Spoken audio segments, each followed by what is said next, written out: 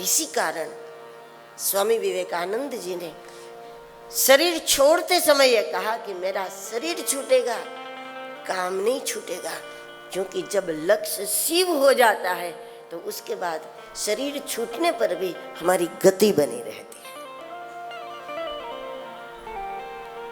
अखंड गति हो जाती है, अविरत गति हो जाती है। जब से कोई भी कार्य शिव को लक्ष्य बनाकर करें,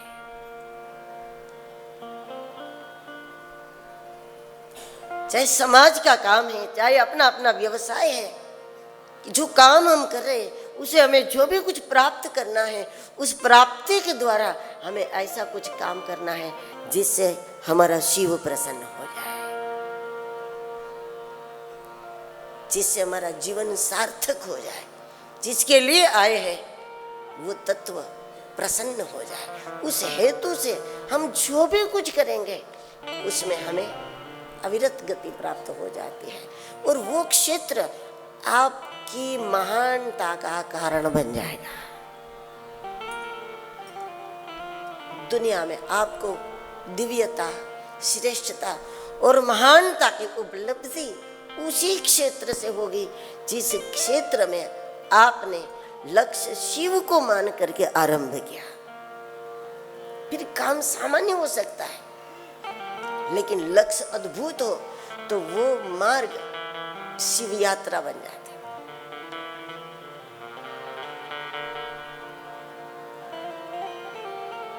कोई समाज की सेवा के लिए निकला, लेकिन उसका और कोई लक्ष्य नहीं, न दुनिया में अपनी पहचान बनानी है, न पैसा बनाना है, न चुनाव जीतना है, कुछ भी नहीं, बस एक ही बात है, समाज सेवा के द्वारा इस जीवन को सार्थक कर लेना।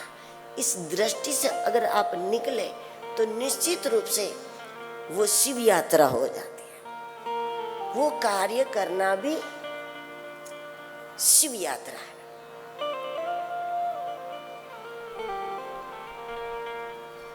इसी भावना से कोई अपना स्वधर्म का काम करे, जैसे कोई बच्चों को पढ़ाने जाता है स्कूल में, वो काम करे, वो बच्चों को ही पढ़ावे, लेकिन उसका लक्ष्य ये हो जाए कि मुझे इतनी शिवलिंगों की सेवा करते करते जीवन को सार्थक कर देना है, जीवन को सफल कर देना है, तो उसी क्षेत्र में उसको महानता हासिल हो जाती है। उसी क्षेत्र से उसकी शक्तियों का प्रगटीकरण होने लगता है। काम भले ही सामान्य और 5-25 बच्चों को पढ़ा रहे हो, लेकिन उसी क्षेत्र में उनकी शक्तियां विकसित होने लगती है, क्योंकि वो कार्य 5-15 बच्चों को लेकर बैठना केवल ये शिव यात्रा हो जाती है, क्योंकि लक्ष्य तो दूसरा है, काम दूसरा है।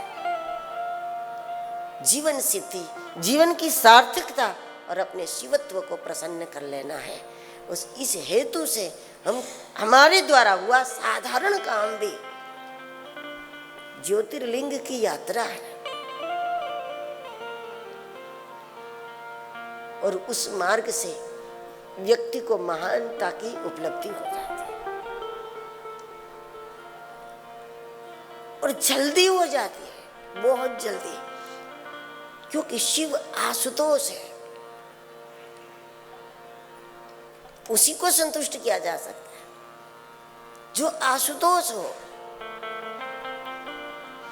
जो स्वभाव से संतुष्ट है, उसी को संतुष्ट किया जा सकता है। जो स्वभाव से संतुष्ट है वो थोड़े में संतुष्ट हो जाएगा, जल्दी संतुष्ट हो जाएगा, जल्दी प्रसन्न। जो स्वभाव से ही असंतुष्ट है उसके लिए तो आप चाहे कुछ भी कर लो,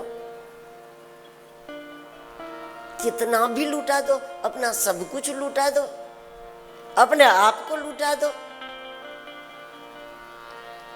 वो कभी खुश नहीं होंगे। जो स्वभाव से ही असंतुष्ट है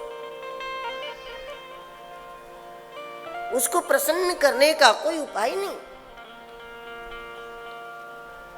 जो स्वभाव से असंतुष्ट लोग हैं उसकी अगर आप 99 बार मदद करो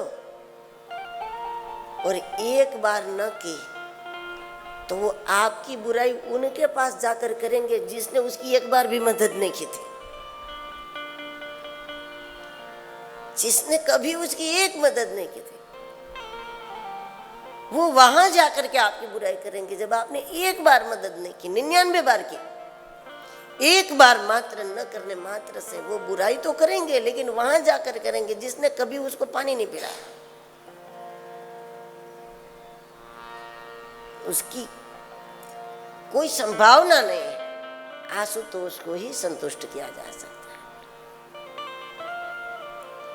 और शिव आशुतोष है, शिव स्वभाव से संतुष्ट है।